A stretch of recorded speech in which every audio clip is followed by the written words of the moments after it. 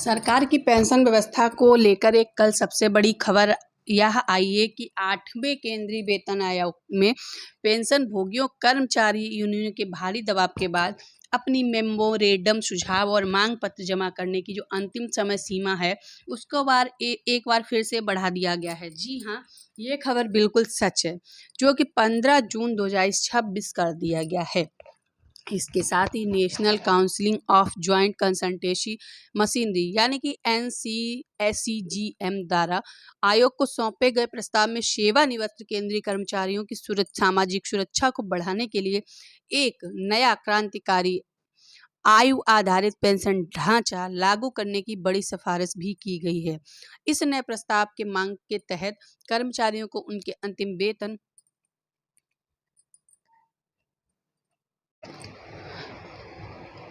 इसके अलावा उम्र बढ़ने के साथ पेंशन राशि में भी बढ़ोतरी 5% से लेकर 100% तक की क्रमिक बढ़ोतरी का प्रावधान करने का सुझाव भी दिया गया है, ताकि 90 वर्ष की आयु के तक पहुंचने पर बुजुर्ग जो है उनकी पेंशन की जो अंतिम राशि है वो मूल वेतन के बराबर यानी कि 100% पेंशन मिले। इस ऐतिहासिक फैसले का सीधा असर देश के लगभग 65 लाख से अधिक केंद्रीय पेंशन भोगियों को और रक्षा कर्मियों को मिलेगा। कल जारी सर्कुलर के अनुसार वेतन आयोग ने स्पष्ट किया है कि 15 जून 2026 की समय सीमा अंतिम है और इसके बाद किसी भी प्रकार का विस्तार नहीं किया जाएगा। यह राहत इसलिए दी गई क्योंकि देश भर के पेंशन भोगी संघ और कर्मचारी संगठन अपनी मांगों का विस्तृत खाका ऑनलाइन पोर्टल पर दर्ज नहीं कर पाए थे। केंद्र सरकार द्वारा नवंबर 2025 में गठित किए गए इस 8वें वेतन आयोग को जो अंतिम रिपोर्ट देने के लिए 18 महीने का समय भी दिया गया है, जो कि मध्य 2027 तक आने की उम्मीद है। हालांकि सबसे महत्वपूर्ण बात यह है कि आयोग की जो भी सिफारिशें मंजूर होंगी उन्हें 1 जनवरी 2026 से पूर्वव्यापी प्रभावी रूप से लागू भी किया जाएगा। 8वें वेतन के आयोग के तहत प्रस्तावित जो नया आयु आधारित पेंशन ढांचा रिटायरमेंट के वरिष्ठ नागरिकों की जो बढ़ती स्वास्थ्य आवश्यकताओं और महंगाई को देखते हुए संसदीय स्थायी समिति के जो सुझावों के आधार पर एक व्यवस्थित पेंशन संरचना का खाका भी तैयार किया गया है। 65 वर्ष तक की आयु पर छूट है। अंतिम आहरित वेतन का 70% वेतन देने का प्रस्ताव है। 70 वर्ष की आयु पर अंतिम वेतन का जो 75% विस्तार करने की सिफारिश की गई है। 75 वर्ष की आयु पर जो मूल पेंशन राशि को बढ़ाकर उनका अंतिम वेतन जो है 80% किया जाना है तय हुआ है। 80 वर्ष की आयु पर जो पेंशन भोगी है उन्हें 85% आयु देने का तय किया गया है। यह मांग पुरानी पेंशन योजना, राष्ट्रीय पेंशन प्रणाली और सरकार द्वारा एक हाल में ही घोषित एकीकृत पेंशन योजना यूपीएस के बीच जो चल रहे थे वैचारिक द्वंद्व को एक नया जोड़ देती है। जहां एक तरफ कर्मचारी संगठन जो है पुरानी पेंशन योजना की बहाली पर अड़े हुए थे, वहीं सरकार ने अब 1 अप्रैल 2025 से यूनिफाइड पेंशन यूपीएस लागू को कर एक बीच का रास्ता भी निकाला था, जिसके तहत 25 साल की जो न्यूनतम सेवा पर 50% सुनिश्चित पेंशन की जो गारंटी दी गई है।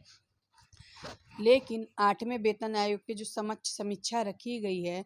पेंशन ने इस मांग ने पेंशन व्यवस्था के जो समीकरण थे उनको पूरी तरह बदल दिया है। भविष्य सरकार ने सामाजिक सुरक्षा कोड 2020 के अध्याय के तहत भविष्य ने जो ईपीएफ और पेंशन कवरेज के लिए जो 15,000 प्रति माह की वेतन सीमा को आधिकारिक तौर पर अधिसूचित किया है। एसएससी और ऑनलाइन पेंशन के जानकारों का कहना है कि इस संवैधानिक कदम से देश के जो असंगठित और अर्ध संगठित क्षेत्रों के करोड़ों श्रमिकों को ईपीएफओ के दायरे में लाकर भविष्य में एक सुनिश्चित पेंशन योजना है उसका लाभ देने का रास्ता भी साफ हो गया है। हालांकि जो ईपीएस है 95 के तहत जो न्यूनतम पेंशन है उसको 1000 से बढ़ाकर 5000 या 10,000 करने की लंबी समय से जो मांग चली आ रही थी, उस पर सरकार ने कल कोई भी ठोस वित्तीय प्रतिबद्धता नहीं जताई है, जिसको लेकर श्रमिक संगठनों ने असंतोष भी व्यक्त किया है। दिल्ली में बुजुर्ग के लिए जो डोर टू डोर बायोमेट्रिक सत्यापन और अन्य जो राष्ट्रीय स्तरीय बदलाव लाकर राज्यों से आई खबरों के मुताबिक दिल्ली सरकार ने सामाजिक सुरक्षा के जो तहत जो दी जाने वृद्धावस्था पेंशन में होने वाले फर्जीवाड़े को रोकने के लिए एक बड़ा प्रशासनिक फैसला भी लिया है। दिल्ली सरकार जल्द ही वरिष्ठ नागरिकों को पेंशन भोगियों के लिए घर घर जाकर बायोमेट्रिक सत्यापन की प्रक्रिया शुरू करने जा रही है। इसमें जो इस खुलासे के बाद सोशल मीडिया और विभिन्न नागरिक मंचों पर यह मांग तेज हो गई कि जब सरकारी खजाने पर बढ़ते वित्तीय बोझ का हवाला देकर आम जो कर्मचारी हैं उनकी पेंशन की कटौती भी की जा रही है और बाजार आधारित प्रणालियां जो हैं वो थोपी जा रही हैं। जो जनप्रतिनिधियों के लिए विधायक संसद एक पेंशन का सख्त नियम क्यों नहीं लागू किया जा रहा है? 8वें वेतन आयोग की टीम आगामी हफ्तों में अपनी क्षेत्रीय बैठकों को तेज करने वाली है, जिसके तहत 1 जून से 4 जून के बीच जम्मू कश्मीर में, 8 जून को लद्दाख और 22 से 23 जून 2026 को लखनऊ में बैठकों का शेड्यूल भी तय किया गया है। इन बैठकों में पेंशन एसोसिएशन सीधे आयोग के सदस्यों को मिलकर सभी मांगों पर अपनी मुहर लगाने का प्रयास भी करेंगे। सरकार के इन सभी कदमों से यह स्पष्ट की हुआ है कि आने वाले समय पेंशन की जो व्यवस्था पूरी तरह से एक नए सुरक्षित और कानूनी तौर की ओर अग्रसर होने वाली है। इस वीडियो को ज़्यादा से ज़्यादा लोगों को शेयर कीजिए, क्योंकि जो पेंशन वाले हैं वो भी इस वीडियो को देखें और उन्हें भी अपना लाभ